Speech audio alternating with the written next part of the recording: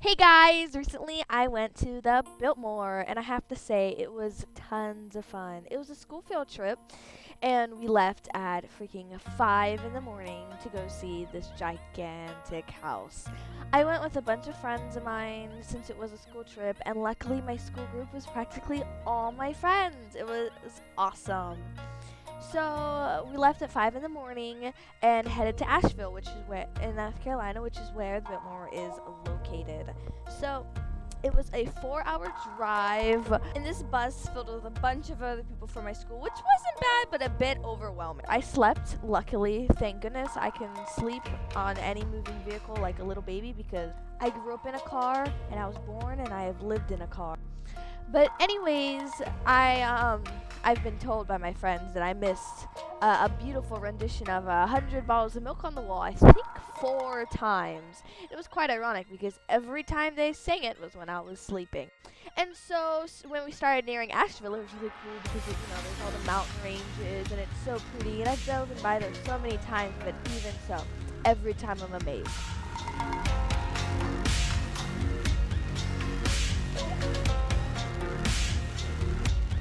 And so getting to the Biltmore, it's not like we straight up get to the house. There's this long pathway before we actually see the building. And it's pretty pathway actually. There's pretty trees and the white flowers and there's other, normal flowers and there's a stream and it was just so pretty. It's just like drooling. And actually, I think my favorite part was the garden. There were flowers everywhere.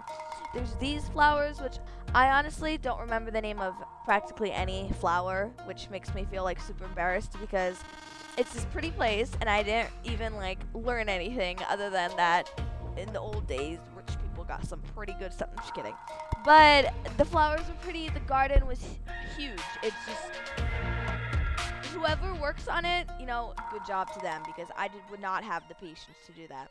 But there were a lot of tulips. I think that was the big thing in the spring, the tulip garden.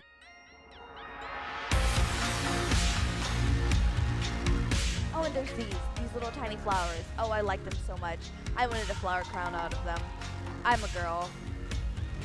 Cherry blossom looking tree. I don't actually know what it was, but I felt straight out of an anime under it, like random Japanese words. Da da da da. Ugh, it was so just wow.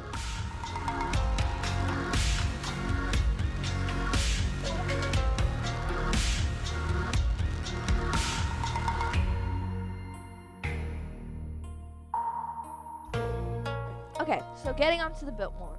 The Biltmore is this huge house with way too many rooms to fit one family, but in the end, the guy who built it, something Charles or something Vanderbilt. Yeah, I know everything. He it's like 5,000 acres of land and he built this gigantic house, but in the end it wasn't just his family that lived there, which I have to say kudos to him because if I had a house that big, I don't know if I'd want to share. And so we get there, and then it's, oh my gosh, we're not going inside. There's a village that's related to the Biltmore where they talk about sort of old stuff living in the olden days around that area in the mountain range. And I don't know. It was pretty. I mean, it was good weather. But the drive down was sort of crazy because we took the wrong route. And so we're maneuvering on this route for normal cars in this big, big bus. But we get there and there's animals. Oh, the animals were so much fun. And there's different things. We did like weaving, which is interesting, and quilt making. And we played with different instruments like the spoons and this thing of beans. It was supposed to be a rattle.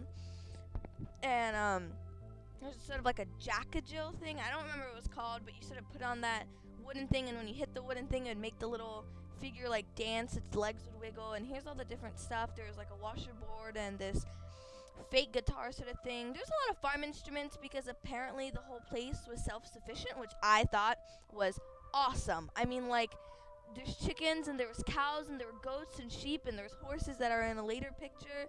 Here's the goat. It was nibbling at its handler. Oh, goats are so cute.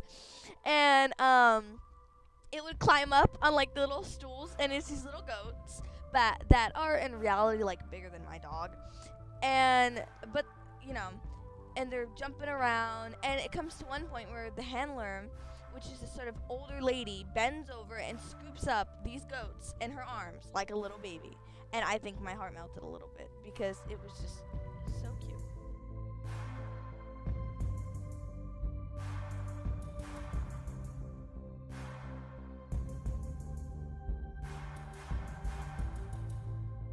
I had a blast with the goats, and there was chickens. I have chickens myself, so it wasn't that much of a big whoa.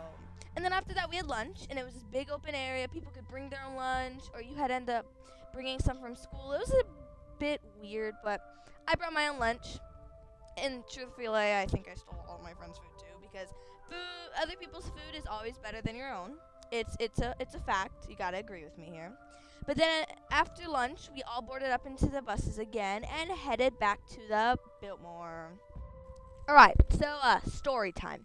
Once upon a time, this girl pays $85 to go see the Biltmore and ends up bringing her nice camera and can't take any pictures. And at first, the explanation was, oh, the flash and old stuff and something about damaging it. I don't completely know.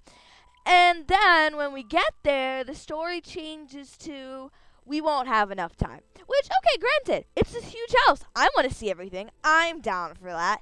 Let's do this. But our tour guide, I mean, kudos to her. She knew what she was talking about. But she knew what she was talking about. So she sat there in the room, and there's a chessboard from Napoleon. And these tapestries are super, super old. And this bed is actually super long, even though it doesn't look like it because everything here is expensive and huge.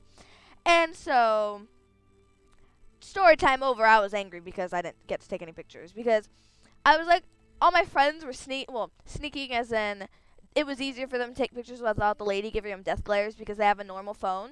And I had a big camera that took a picture and it made like all these noises. And I can't sneakily take a picture, and I didn't want to get in trouble, so sad Becca. Granted, that makes me sound whiny or whatever, but like, everything else was super cool. The gardens, and there were statues, and I think afterwards I was like, I must build something cool or become rich to buy that house because that place was just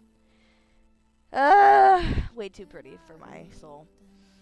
But I have to say, it was 9.5 out of 10. Other than my disappointment for not being able to take pictures of the inside, I took tons of pictures of my friends, and I tried to take pictures of a 4-hour drive back, but it didn't work. I have tons of pictures of other people, and it makes me seem really, really creepy. But in the end, what happened was everyone was like, hey, can you take a picture of us? Because I had a really nice camera. As you can see here, people asked me to take pictures of them.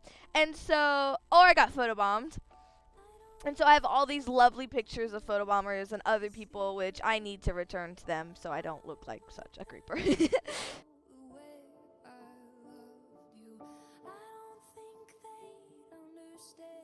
Granted, though, overall, I loved the trip. I spent time with my friends, I got out of school, but I didn't actually have an absent. It was great. I recommend the trip for anyone, and I am dying to go back, to be completely honest. Bye, guys!